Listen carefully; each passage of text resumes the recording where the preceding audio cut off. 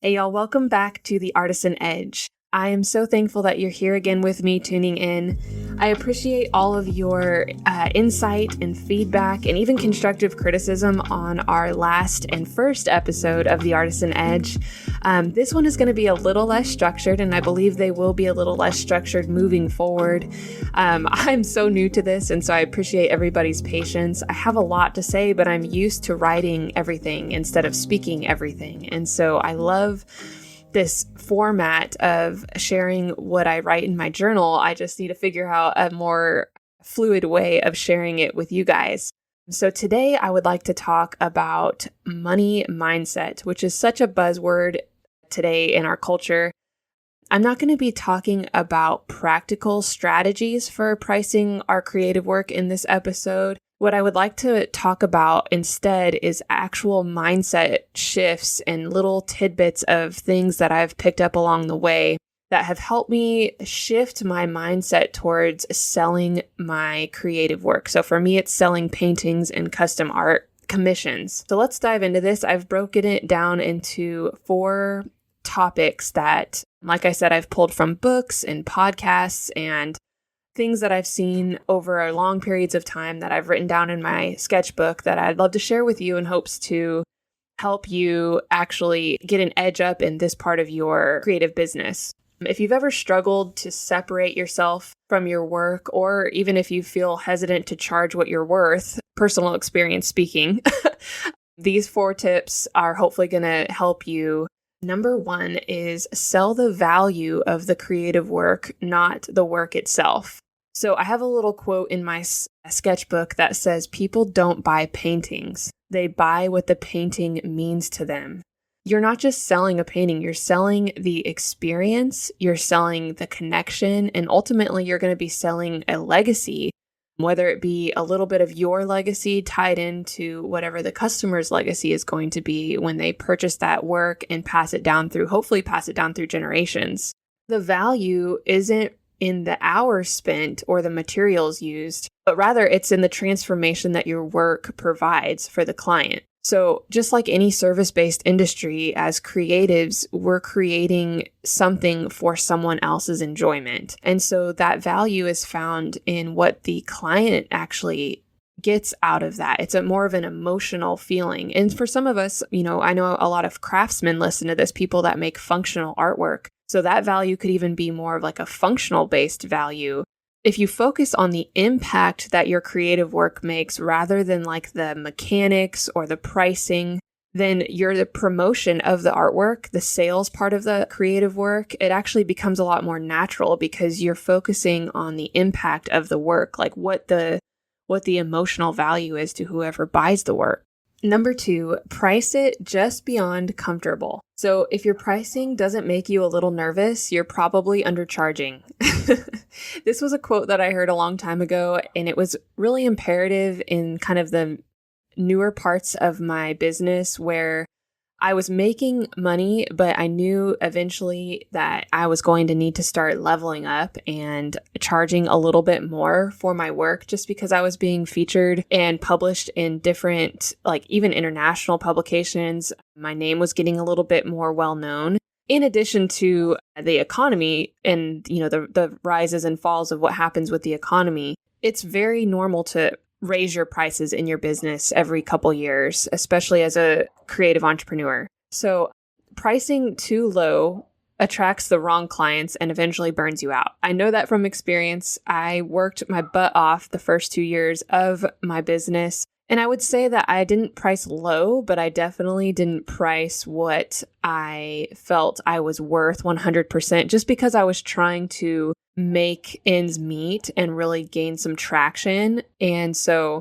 I priced a little bit lower and it definitely burnt me out because I was accepting so much work. I was accepting so many commission jobs. I was selling. And I think at that point, you have to look at what your calendar has on it and kind of notice, okay, I'm getting hired a lot, which is a blessing. It's a good thing. But if you're getting hired to the point of burnout, you're probably not charging enough. Conversely, if you start pricing a little bit higher, just out of your comfort zone, You may have kind of a dead zone in the beginning, but eventually you'll start to attract some more serious collectors of your work that not only value your work, but they also value your time. So if you want to think about this in accordance to like brands that we all know and love, think about how they price themselves. They don't just cover their costs, they price for longevity of business. And so if you're like me, in the beginning especially, I was uncomfortable with pricing my work and talking about the prices of my work. And that led me to not thinking about pricing my work to cover things like utilities and travel and eventually health insurance and retirement.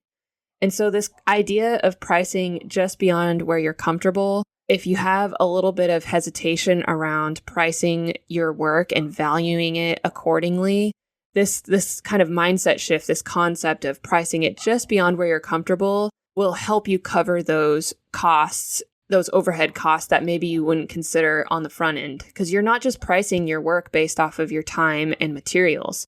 You've got to think about profit, and profit is how businesses stay afloat. All right, so the third mindset shift that really helped me was the idea of you are not your customer. So with all this buzz around, finding your ideal customer avatar and your ideal audience and things like that, that is actually very valid. It's something that we should all consider doing because most of the time we are not our customers.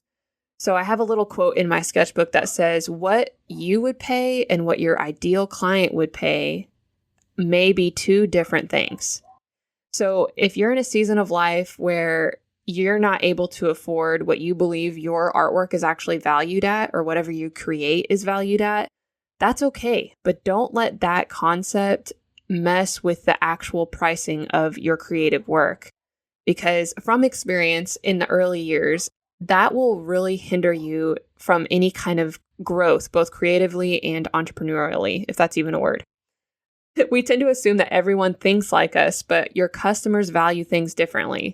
Some people will spend thousands of dollars on a car or a watch or even original artwork without a second thought. Your job is to find those people that align with that value, someone that values your time and sees the value in the price of your creative work. So my suggestion to you would be, instead of guessing what people can afford, find a pricing strategy that you can base the worth of your work on and let the right buyers find you.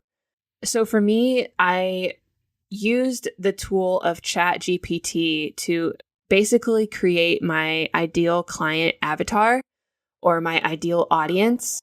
And I have done a lot of study on ChatGPT as a tool to create copy for my website. And I found a really useful YouTube channel that gave me some basically plug and play text questions for ChatGPT that would allow me to type those questions and prompts into the tool and just see kind of what it spit out as a third-party overview of what my clients' pain points were and what my audience needed and found value in. And so that really helped me set the mindset of you are not your customer. I was able to kind of get into the head of my ideal customer instead of being in my own head.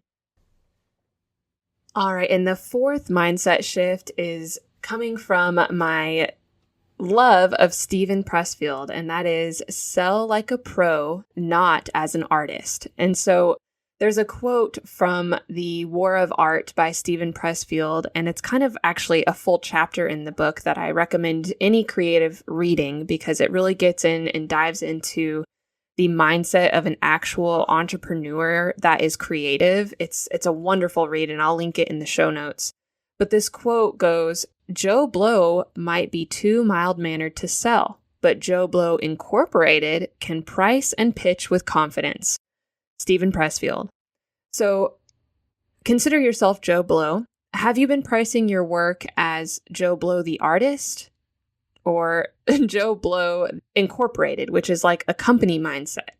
For me, this helped me tremendously because I took myself out of the equation. So I started thinking of myself as a business, an incorporated business, rather than a, emotional artist. It's a professional layer of distance between the personal work that we're creating and the actual business that we own that needs to make money. I think for a lot of artists, this concept can be crippling. Like, how can you merge something that's so deeply personal with something that actually needs to keep the lights on and pay the bills? And so this mindset by Steven Pressfield, the sell like a pro, not an artist, was deeply moving for me. And it's a good reminder for me, as all of these points are, on a monthly basis. A business doesn't take pricing objections personally. It strategizes and then it adjusts. So if we're saying something at Walmart is too expensive, Walmart's feelings aren't going to get hurt. But, if we're saying that an artist is pricing too high, you may take that personally, and you may have taken, an objection to one of your prices personally in the past. And it's okay to be kind of bummed about it, but if you can take that information and use it to implement a new strategy and adjust your prices accordingly, if they need to be adjusted, it kind of takes the whole emotional aspect out of it. And I think that's incredibly important as creative entrepreneurs. There is definitely a layer of emotion into what we do naturally. This whole concept takes that emotion completely out of it and really allows you to shift from selling as you and start selling as your business. I think ultimately what this mindset shift does is it becomes about delivering value in your creative work rather than trying to prove your personal worth. And that's always very important, is to separate your personal worth as a human being from the value or worth of whatever it is that you're making. And I think, my faith personally plays a huge part in that. I know that I am set apart, I am chosen by God, and that separates me from whatever I'm making.